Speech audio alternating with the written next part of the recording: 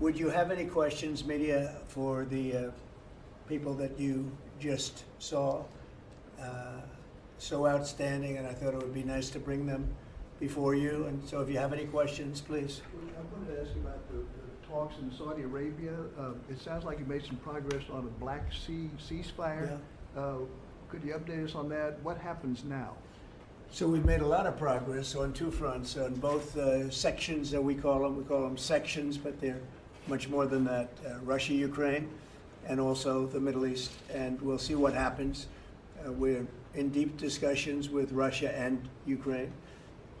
And I would say it's going well, but it's a situation we should have never had to even think about. Should have never happened. And on the Middle East, that's been going on for a lot of years, centuries and centuries. It just keeps going. And we are making a lot of progress. So that's all I can report. But some very, very big talks are going and detailed talks are going on right now on both fronts. Mr. President, you said that your national security advisor learned a lesson after a reporter... Wait a minute, excuse me, I didn't pick you. Go ahead, please. Mr. President, the ceasefire agreement that was broken today allows for third-party countries to help implement the agreement. What does that look like, and who's going to be involved? The ceasefire agreement? Yes, the maritime ceasefire agreement between Russia and Ukraine. Well, they're going to get together. Look, they agreed to something and it got broken. There's tremendous animosity. There's a lot of hatred, as you can probably tell. And it allows for people to get together, mediate it, arbitrate it, and see if we can get it stopped. And I think it will.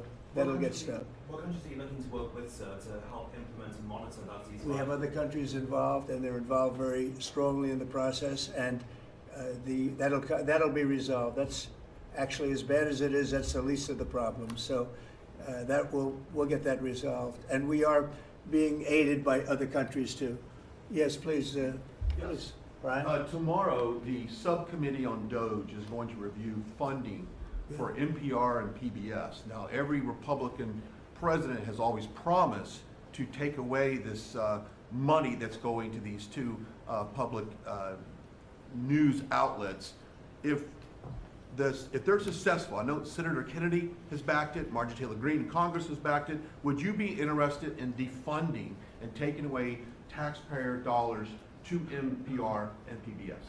Well, I would love to do that. I think it's very unfair. It's been very biased, the whole group. I mean, a whole group of them. And frankly, there's plenty look at all the media you have right now. There's plenty of coverage. I was from a different age, and they spend more money than any other network of its type ever conceived.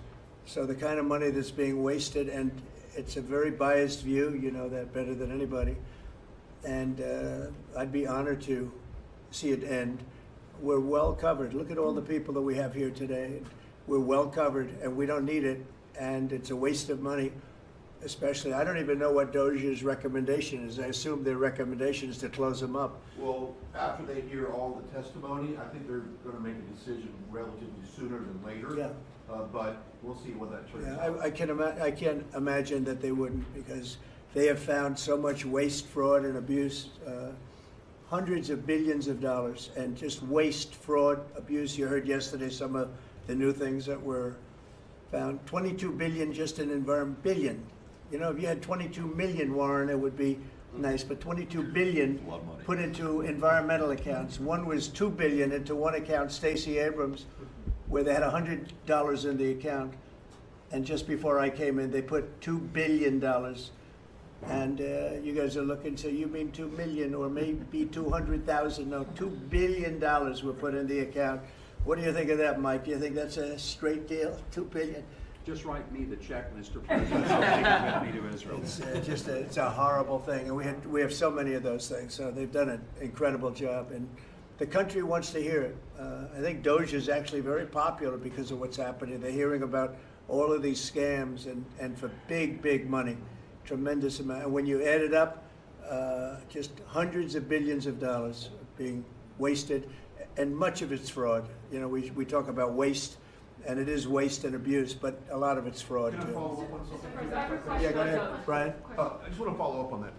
If Planned Parenthood is defunded, would you look into the harvesting of baby organs that they've done throughout the years and maybe go after some criminal prosecution on that. Well, I think you're talking about a subject that is a heated subject, and we'll look into it. We're going to look into everything, but that's certainly a subject that's been debated for a long time, and we will look into it, yeah. Mr. President, Some senators have expressed hope that the White House will support a rescission package to codify some of the DOJ cuts into law. Where does the White House stand on that? And are you making progress Which on that? package? A rescission package to codify some of the DOJ cuts into law. You know what, it would be great. I think we're going to do that. I think they're going to do it. I think we're also going to be codifying a lot of the executive orders that we've done, which have been very popular. And we're looking at one, I will tell you right now, that I think perhaps will be controversial, but not with the people, and that's sanctuary cities. We're going to end sanctuary cities for some of these jurisdictions that aren't cooperating with law enforcement. They're guarding criminals. They're taking the rights away from the citizens of their state and their city. And we're going to be ending sanctuary cities if we find it necessary to do in certain major areas. And we may just end the entire thing altogether, because it's just a way of protecting criminals, and nobody else is benefited by that. And for some reason, Democrats want to keep and they want to shield criminals from being sent back to their countries or being sent to prison. And in the meantime, the crime rate has gone through the roof. Under Biden, it was through the roof. It's starting to come down, but we're taking a lot of people out of here. So we may be presenting you very shortly with a executive order ending sanctuary cities. Mr. President, are you going to change any of the practices that your national security officials used after a reporter was inadvertently added to a group chat about attacks on Yemen? Well, I think it's a question I've been asked now, and I've given a few answers, and they've all been the same. We have an amazing group. Our national security now is stronger than it's ever been. We have had a very, very successful, numerous attacks on that area. These are people that shoot down ships, not only our ships, ships all over the world. They're shooting down right out of the water and damaging them badly, or they're going down. They're also shooting anything that happens to be flying in the area. We hit them very, very hard. There was no classified information, as I understand it. They used a app, if you want to call it an app, that a lot of people use, a lot of people in government use, a lot of people in the media use.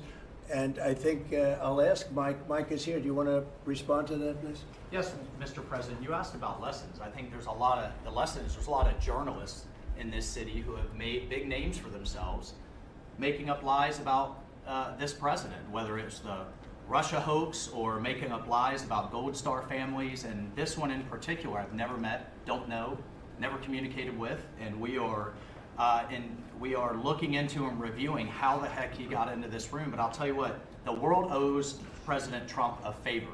Under Biden, global shipping was shut down.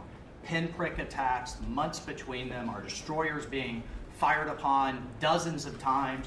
President Trump took decisive action with his national security team, took out the head missileer, knocked out missiles, knocked out headquarters, knocked out communication sites. And for once, as we hear, as you all hear from every one of our allies, thank God for American leadership again. Thank God for American strength. You're welcome,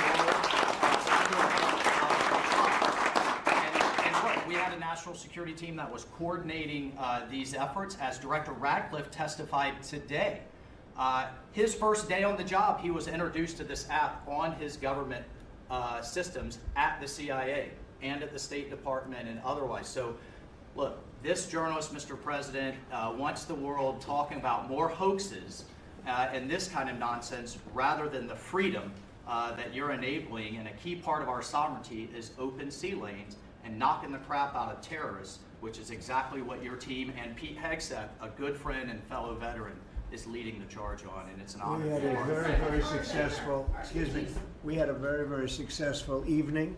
And we've had numerous successful evenings and days in that area. The Houthis are absolutely on the run. The worst of them has been killed.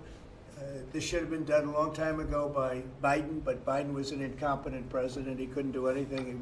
He didn't know where he was going. He had no clue. This guy had no clue. This should have been done a long time ago. as they shoot missiles at ships, randomly shoot missiles at ships. And they make their own missiles. You know, this is not an incompetent group of people. They make their own missiles. They get the missiles also from Iran. It's an offshoot of Iran, another offshoot. You have Hamas, you have Hezbollah, you have the Houthis. You got a lot of stuff going on with Iran. And we sent a letter to Iran. You're going to have to be speaking to us one way or the other pretty soon, because we can't let this happen. But that's an app that a lot of people use. And somebody got on. I mean, happened to know the guy's a total sleazebag. How did The a reporter Atlantic, get added to the that Atlantic chat? is a failed magazine. Does very, very poorly. Nobody gives a damn about it. This gives it a little bit of a shot. And I will tell you this: that they've made up more stories, and they're just a failing magazine. The public understands that. He's a very good man. That man is a very good man right there that you criticize so strongly. He's a very good man, and he will continue to do a good job. In addition to him, we had very good people in that meeting, and those people have done a very, very effective job, and you're going to see it. And it goes on, by the way. It's going to go on. And I think the Houthis wish that it didn't happen, but that's what it's all about. We have to create a safe country, a safe world, and that's what we're doing. Do you worry that national security was put at risk, Mr. President? Of senior officials using Signal Do I moving plan to forward. ban who? The use of Signal to communicate from senior officials. Well, I don't know what this, I don't know anything about Signal. I wasn't involved in this, but I just heard about it. And I hear it's used by a lot of groups. It's used by the media a lot. It's used by a lot of the military, and I think successfully. But sometimes somebody can get onto those things. That's one of the prices you pay when you're not sitting in the situation room with no phones on, which is always the best, frankly. But you know, the best is to be there. In fact, oftentimes I've been in fact, just last week I was in the situation room on something very important, and we had a couple of people hooked up by line, and I said, cancel the line. Sorry, fellas, what you do is we'll tell you all about the meeting, because I know people do get on those lines, whether it's Signal or anything else. Yeah. So are you going to change any procedures as a result of this? Well, I mean, look, we look at everything, and you know they've made a big deal out of this because we've had 2 perfect months. We are bringing in business. We have another one announced tomorrow, a big one, very big. Like in the history of our country, nobody's ever seen anything like it. And I think probably a lot of people are saying they started by saying it was the greatest first month that a president has ever had, and I think that's true. And now they say it's the best second month, and they had to find something. And this certainly will look at this, but the main thing was nothing happened. No, the attack was totally successful. It was, I guess, from what I understand, took place during, and it wasn't classified information. So this was not classified. Now, if it's classified information, it's probably a little bit different. But I always say you have to learn from every experience. I think it was very unfair the way they attacked Michael. He's a good person. The person that was on just happens to be a sleazebag, so maybe that's just coincidence. I don't know. But you are Mr. going to President, conduct would an it be a investigation. problem if Mr. the President. Atlantic released all the text messages if they're not classified? Well, I don't know. I'd have to ask the military about that, because you know maybe you wouldn't want that. I don't know. I will say this: that from what I heard, the man that we're talking about, who's not somebody that I don't think most people have ever heard of, he left. He found it very boring, and he left early. He got off the line very early. So I can't speak to it other than that. So he's made up a lot of stories, and you know, I think he's basically bad for the country. But it's a failing venture, very failing venture. They're very upset, and a thing like this is publicity for them. But I don't think we should allow people that are very good, like that man sitting right at the end of the table, who's done a great job. We shouldn't allow them to be hurt by it. Mr. President, can I follow up on that? Yeah, go ahead. Are you saying you're okay with the continued use of Signal by administration officials? No, or that's not what I sensitive? said. I said we'll look into it, but everybody else seems to be using it. It seems to be the #1 used device or app, whatever you want to call it, and we will certainly look. If it was up to me, everybody would be sitting in a room together. The room would have solid lead walls and a lead ceiling and a lead floor, but you know, life doesn't always let you do that. In the meantime, the attack itself that we were talking about and discussing has been an unbelievable success.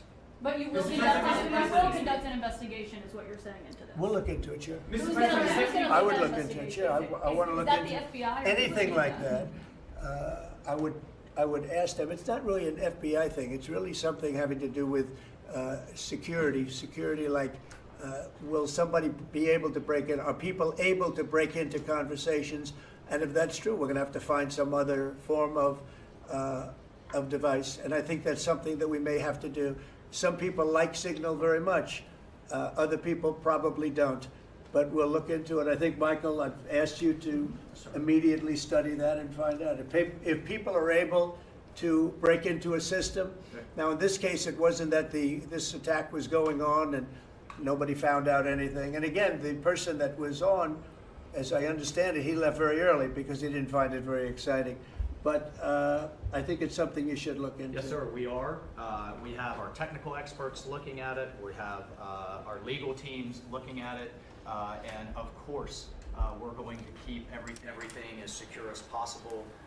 No one in your national security team would ever put anyone in danger. And as you've said, we've repeatedly said, the attack was phenomenal and it's ongoing.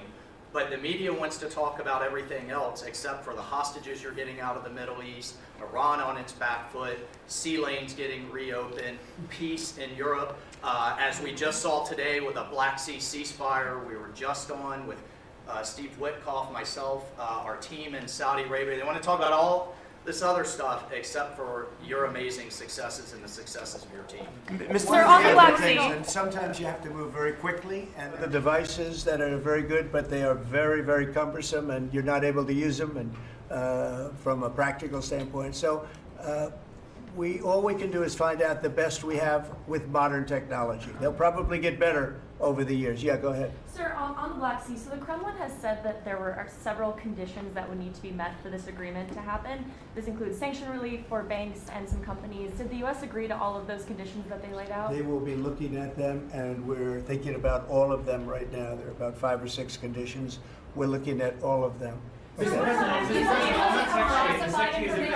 House has said that it's looking into how a journalist got added to that Signal chat. Is it possible that there could be a firing of even a lower mid-level official once that person is identified? About what? About the Signal chat that we've been discussing. We've pretty much looked into it. It's pretty simple, to be honest. It's not. It's just something that can happen. It can happen. You can even prepare for it. It can happen. Sometimes people are hooked in, and you don't know they're hooked in. They're hooked into your line, and they don't even mean bad by it. But it's not a perfect technology. There is no perfect technology. The really good ones are very cumbersome, very hard to access. And I think we're going to look at. We always want to use the best technology. This was the best technology for the moment. But again, it wasn't classified, so they probably viewed it as being something that wasn't that important. And it obviously, with the attack being, I mean, I don't know if it's been read out to you yet, but that attack was a tremendous success for the U.S., a tremendous success. Who said the information, Go ahead, was please. not classified? Do you think that Mike Waltz made a mistake, and does he need to apologize? No, I don't think he should apologize. I think he's doing his best. It's equipment and technology that's not perfect, and probably he won't be using it again, at least not in the very near future. What do you think? That's sir. I agree with you. Let's get everybody in the room whenever possible. A lot of times you find out defects by exactly things like that, but I don't think it's something we're looking forward to using again. We may be forced to use it. You may be in a situation where you need speed as opposed to gross safety, and you may be forced to use it, but generally speaking, I think we probably won't be using it very much. The Secretary of Defense, on that train, the Secretary of Defense, Pete Hegseth, and J.D. Vance, the Vice President, said that the Europeans were freeloading. Do you agree with that assessment? Do you really want me to answer that? Yeah, I think they've been freeloading. The European Union's been absolutely terrible to us on trade, terrible. And as you know, NATO, I got them to pay hundreds of billions of dollars. They were way behind. And if you look if you look at Ukraine, so we're in for $350 billion because of Biden. should have never happened. This war should have, all these dead people should not be dead. All these broken cities that are demolished down to the ground, those gorgeous towers, the most beautiful in the world, the most beautiful spires in the world. The spires in Ukraine were said to be the most beautiful of all. Just about every one of them is lying on its side in a million pieces. It's so sad to see what's happened to a heritage. No, I think that when they say the European Union and you could say NATO also. Look, NATO, and I don't blame NATO for this. I don't blame Europe for this. I blame Biden for the fact that he didn't make them equalize. And to this day, I said to him, you got to catch up, you got to equalize. But why are they in for $100 billion and we're in for possibly $350 billion? It shouldn't be. It shouldn't be. And you could say more important for them because we have an ocean in between. So, you know, it's one of those things. You'll be seeing Liberation Day. I call it Liberation Day in America. You're going to be seeing it on April 2nd. Didn't want to do it on April 1st for the obvious reason, April 2nd. But you'll be seeing tariffs. And I think I've been very fair. I have them set. But I think I've been very fair to countries that have really abused us economically for many, many decades. Mr. President, also told you that information was not classified. Another Which question, is your national please. security Go ahead. advisor. Just following up on your comments on the economy, there is reporting that consumer confidence fell for the 4th straight month. What is your message to Americans who are concerned Well, about I know terrorism this, that for the first time in like 50 years, right track, wrong track, we're on the right track. And I think people see that. And if you look at prices, prices are way down. You know, when I first came here, the first time I met with you people officially, they were screaming at me about eggs. I said, I've been here for a week and I'm being yelled at about eggs. Egg prices have come down 45, 50% in the last week and a half. And our Secretary of Agriculture has done a great job. As you know, Brooke, she's done a fantastic job, and others working with her have done a great job. But we brought eggs down at a level that nobody thought we could get at. I inherited that situation, and I inherited a grocery situation. The groceries went way up, an old-fashioned word, but it's a very descriptive word. Groceries have gone through the roof. And I used to campaign on it. I used to say we're going to get groceries down, and we have got it down. I watched a certain newscast over the weekend, and a congressman, Democrat congressman, said, well, Trump's done a lot, I agree. He's been great on the border, he's been great on the military, but you know he hasn't brought prices down. That's false. Gasoline's way down. Eggs are way down. Groceries are down very substantially, but down.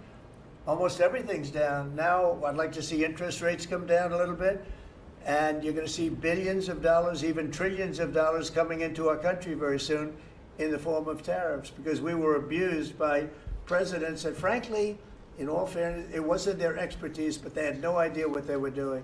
Mr. President, you say tariffs will create more jobs here in America. Oh, So yeah, sure. It's which going to states- agree. which It'll states it'll create a lot of money and more jobs. But if you look, so in the last, these gentlemen would know about it, and ladies, because some of the ladies are great businessmen in this room that are becoming ambassadors. Great, really great, top of the line. When you look at the number of companies that have said, like we're close to, I would say close to $4 trillion. We never had numbers like that. The #1 chip maker in the world from Taiwan coming in with $200 billion. We have Apple. Look at Apple. $500 billion. $500 billion. They're going to build plants all over the United States. They were all being built in China. You have many, many companies, and maybe above all, you have the car companies coming in at levels that nobody's ever seen before. We have Honda is opening up one of the biggest plants in the world in Indiana, and many car companies are coming in. We have AI. We're leading China by a lot in AI, and we're going to keep it that way because we've made it very good for them, and we're going to protect them. Once they're here, we'll protect them through taxes, through incentives, and also through tariffs. Thank you very much, everybody. Thank you very much. Thank you.